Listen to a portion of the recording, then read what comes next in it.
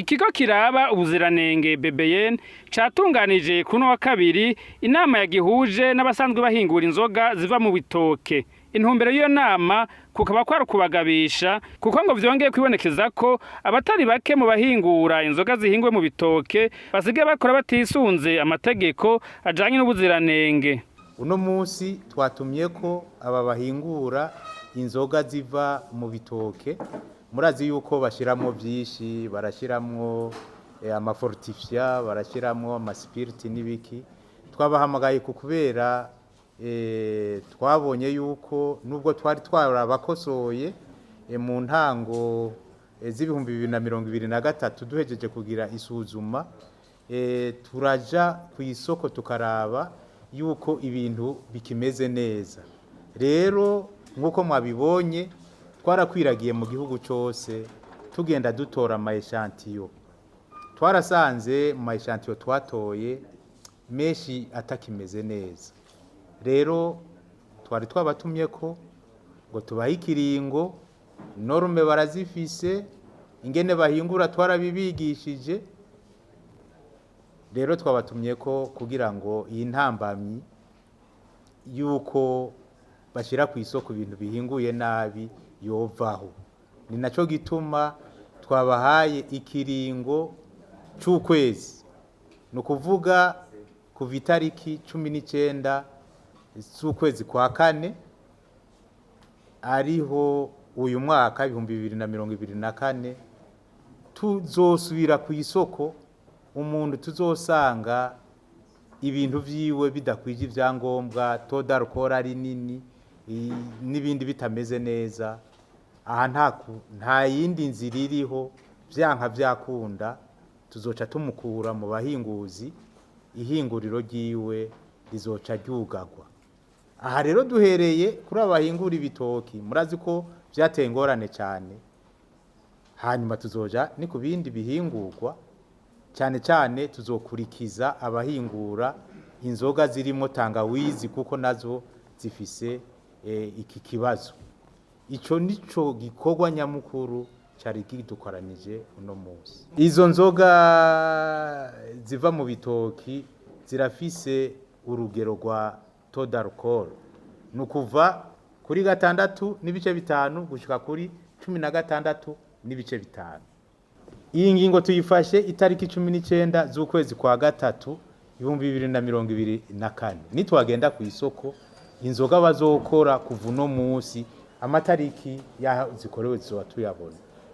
Iyo mu 12 ku mwaka uheze ntayo tuzokweshantiyona, izoba zikozwe kuva aho tubagabishirije uno munsi. Mu kigo BBN bakabatangazwa nuko ingingo zitari nke bafata zitaja mu ngiro, bakabatera kamo abari mu nzego zitandukanye kubafata mu mugongo, kandi bakabiyamiriza abatari bake bafatwa mu makosa bakitwaza ikigo BBN.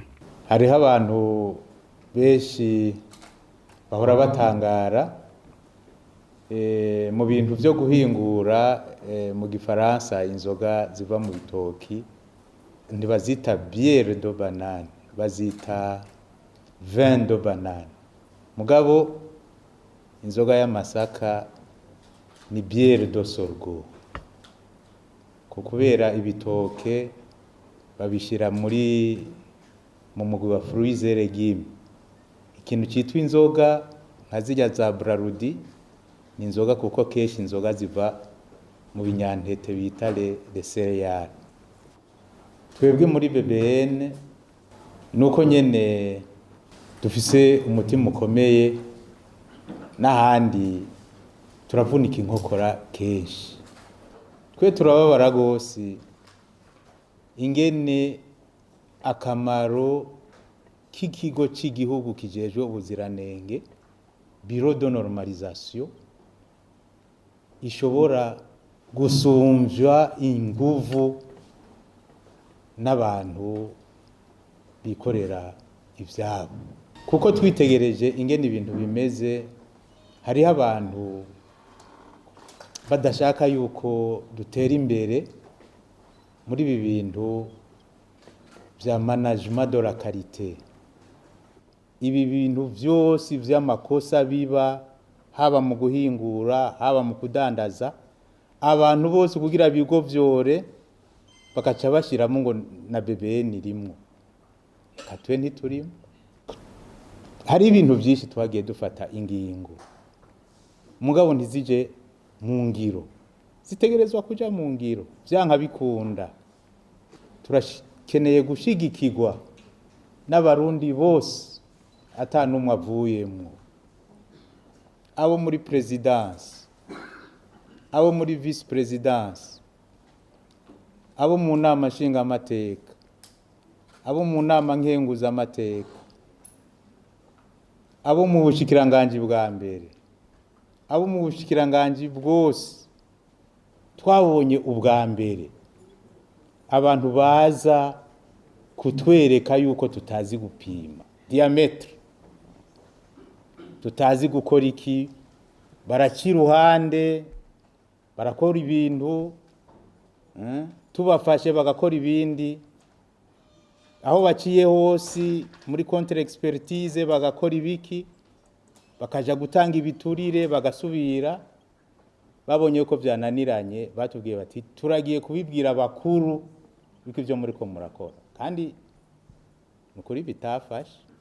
Mu kigo BBN kijejwe ubuziranenge baremeza ko biteguye gufasha Burundi gushikira imbona kazoza y'umwaka wa 2040 ari igihugu cifashe, umwaka wa 2060 ari igihugu giteye imbere. Iyi mbono y'ibihumbi 2040 2060 tuja turi tayari kubitwerekeye,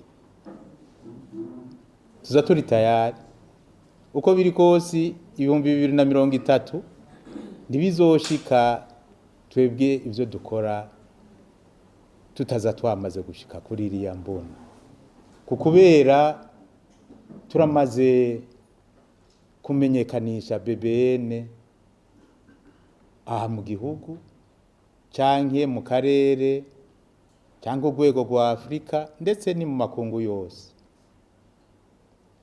Ubu ibintu biraba ubuziranenge bw'ibintu byose turimo, ni mu makomite technique akora les normes hose turimo, izo turimo, ARSO, Organisation Régionale Africaine de Normalisation turimo, Codex Alimentarius turimo, Commission Électrotechnique Internationale turimo,